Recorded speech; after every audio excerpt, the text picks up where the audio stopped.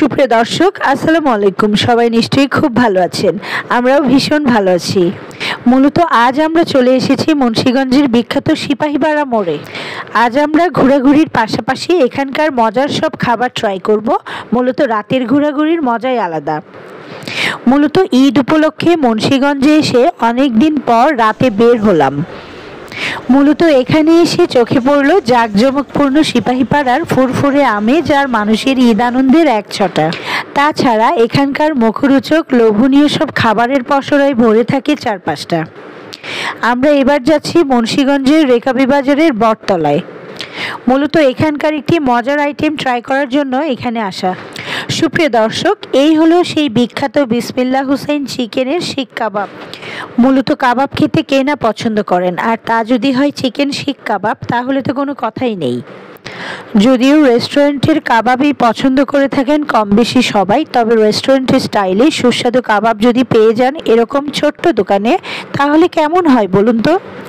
মূলত কয়লার উপর ঘি ঢেলে বাহারি মশলা এবং টক দইয়ের সমন্বয়ে বোনলেস মুরগির মাংসের এমন চমৎকার কাবাব যে আপনারা না খেলে বুঝতেই পারবেন না যে এটা কতটা মজার।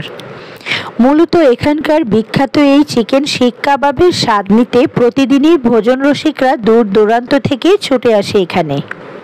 দেখুন প্রিয় দর্শক, কতটা লোভনীয় লাগছে এই কাবাব দেখতে।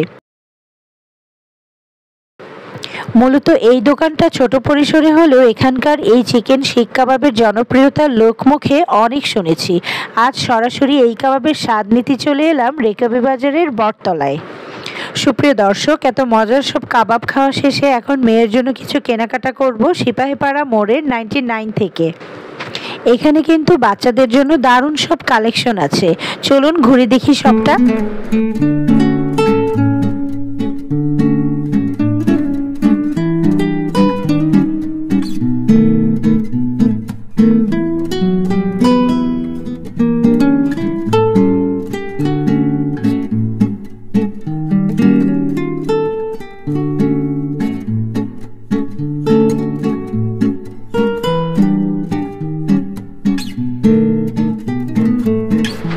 সুপ্রিয় দর্শক, আমার মেয়ের পছন্দের কিছু শপিং শেষে এবার বাড়ি ফিরে যাবার পালা। প্রিয় দর্শক, আজ এখানেই বিদায় নিচ্ছি। পরবর্তীতে হয়তো নতুন কোনো ভিডিও নিয়ে হাজির হব। সে পর্যন্ত সবাই খুব ভালো থাকবেন।